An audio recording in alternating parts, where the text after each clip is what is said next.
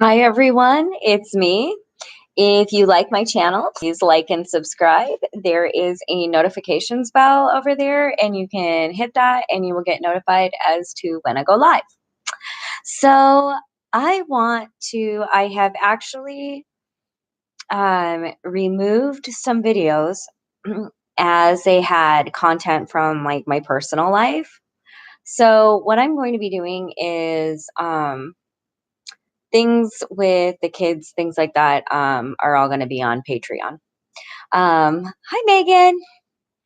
And so, what I'm going to discuss today, though, is connecting resources.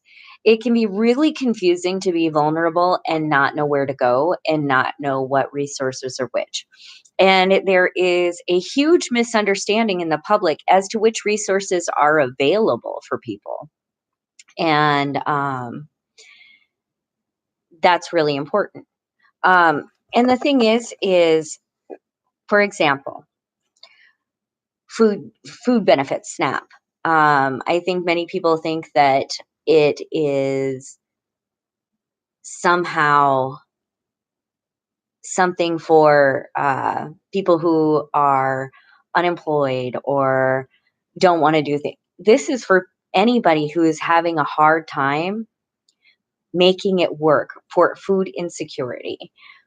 Having food is a human right. It is something we desperately need to survive. These are important things. Oh, hi, Kate. Hi, Deb. Um, Second, medical. If someone is vulnerable, they are automatically placed in an unhealthy state. It is imperative for them to receive medical care to deal with the issues that stem through being vulnerable and being going through trauma. Trauma has a physiological effect on a body. So when you go through trauma or you go through a situation that causes trauma, there will be an effect on your body, whether that be inflammation, whether that be um, a mental illness, whether that be a stroke, whether that there's a million things that can happen. Medical is important. Now, one of the things that I find is that you can have medical care and you can apply for basic benefits. The issue is most of those need an address and a phone number. And that's really difficult when you're displaced. And I've heard a lot of people talk about the Lifeline program. Um, and that is a phone service, a low cost phone service or free phone service offered through our taxes. And the thing with that also is you need an address. And so there are barriers to people getting assistance. And one of the problems that I've realized is that there are not only just redundant services, but these services have, like, one service will be for just women. Some services will be for women with families. Some services will be for a full family. Some services will be for only men. Some services will be for only those facing addiction. Some of those services will be for those who are not facing any addiction. And we have a system right now where people are being referred to places without knowing these little caveats. And so we offer, like, for example, someone can go somewhere and they'll say, I'm hungry or I don't have clothing. And they will hand them a list of places, here you go. But it doesn't say, well, only if you're in this demographic, or only if you are here, or the rules have changed, which often happens, things aren't updated. So it's really important that we understand the services that are in our area before referring people to them. And this is because here's what happens when people are referred to services and it doesn't work out. When you're displaced, when you're vulnerable, your cognition, your thinking is affected. And it's a big deal. Sorry, I forgot to turn off my phone. Your cognition is affected. And so that's also executive functioning. Um, with that comes a difficulty in being able to make appointments, to find out where you need to be and where you need to go. So if you're referred somewhere and you hit the first one, they're saying, "Oh, I'm sorry, you're not our demographic. Here's a list. You can go here." And you go to the second place, and I'm sorry, but we don't offer housing. What we offer is a housing list. Then you go to the third place. Well, we only offer a housing list, and you have to take this test first. By that third or fourth time, that person has taken what that hope, and it destroys in their internal sense of survivability, and it causes what's called behavioral resistant and service resistant clients. And you will run into that where people say, "I don't need any help." And a lot of times that's because they've been referred to like 10 places that absolutely couldn't help. So when you hear, "Oh, here, I've got these services," they're like, "Yeah, yeah, whatever." So it's very, very important for us to understand not only what services are offered, who they are offered to, and try to strengthen the framework between providers. Have the providers understand the services that are offered somewhere else. And the more that we focus on a whole health model, which means getting services in one place, like kind of like one-stop shopping. And we understand that housing is healthcare, habitat is healthcare, food is healthcare.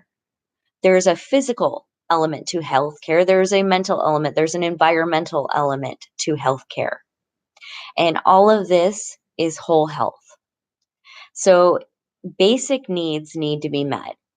Human rights are a thing, and providing and understanding that in the end, what people need is those basic elements, those basic needs to be met before they can start becoming the whole healthy individuals that they can be.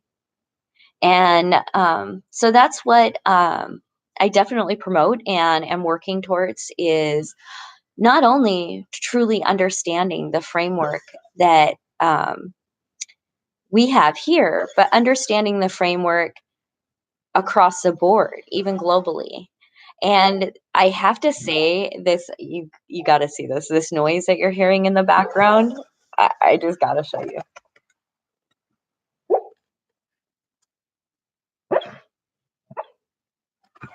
Oh, sorry, she's dreaming, and it is like the greatest. So I know that was off subject, but it's wonderful to me. Goldberg, hola. So I think that's really one of the things, because I hear a lot of times the frustration over from taxpayers saying, "Here, we're giving all these taxes. Where is it going? The problem's getting worse." And it's like, well, we need to understand, number one, where is that going and what exactly services are offered? And how can we strengthen that and make it so that the dollars that we're using are used in the most efficient manner? And that's by eliminating um, some of the chaff, redundancy. For example, case in point, hi, always smile. I will definitely give her a belly rub. She loves that. For example, for myself, I'm undergoing right now some nerve issues, and just some body breaking down stuff that goes with chronic illness. And I'm unable to carry heavy loads anymore. It's a thing. It's frustrating and it kind of sucks, but whatever. So what I needed to realize is that I'm one person. And so the service that I'm offering, I'm still going to carry like little stuff that I can. But the big stuff needs to go to a service that's really out there and able to reach a much broader base and reach the same people that I was reaching plus more. And I found that was like, I realized that's Seattle Homeless Outreach. And so promoting them and understanding where these services are, and getting supplies and getting people education about where they are and what they are and how they do things is essential. So I'm going to focus on that, and I think that's wonderful. So I will be doing more videos, especially on resources in Seattle. And if you have anywhere an agency that you think is, doing good work, and would like me to kind of give the breakdown on what their services are and how they fit into the framework of everything, just let me know. um I will definitely pet her for you. It's nice seeing you.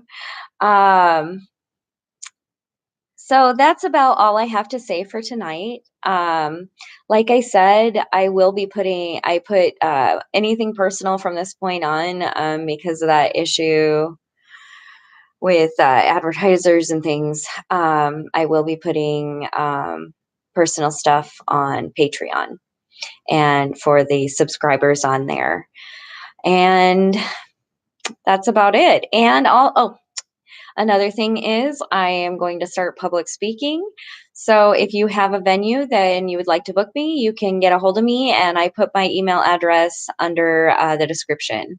And there are also links on how to support me and my mission under there as well.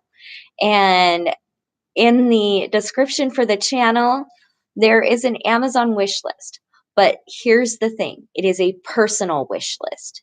It is not a wish list to hand out. So if you go there, understand that that is not things that I'm handing out.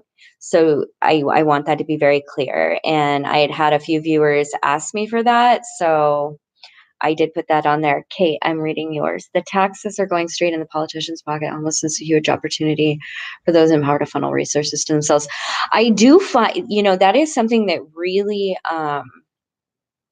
does upset me, is that we have scientists working on this issue globally on how to fix the homelessness, the displacement crisis with people not having a safe and stable habitat. And there are evidence based solutions, and they all come back down to healthcare. So the problem that I have is that I see our governments putting money into committees to discuss it. And when you look at what evidence based means, is it means that all signs, and there's been tons of studies done, and they finally put all these studies together and they realize that through evidence, this works. Not we think this is based in evidentiary things. So to discuss, out these other things, I just, to me, it all is right here. And I think that it really stems from the inability of our government to make a stance firmly on human rights, and that it is a thing, and we have inalienable human rights, everyone. And so that's what I want to see from people in office, is a commitment to human rights, a commitment to our environment, not just lip service. I want to see action. I want to see them be that somebody. I want to see them not talking about it, but being about it. So that's what I'm going to work for. I'll text you. Okay. Yeah. I'll get back to you when you text me. All right, everybody, I'm going to end. Is there any questions right now? Anything? All right, everybody, I am sending so much love out there, and I hope you all have a beautiful night. I will talk to you later. Bye.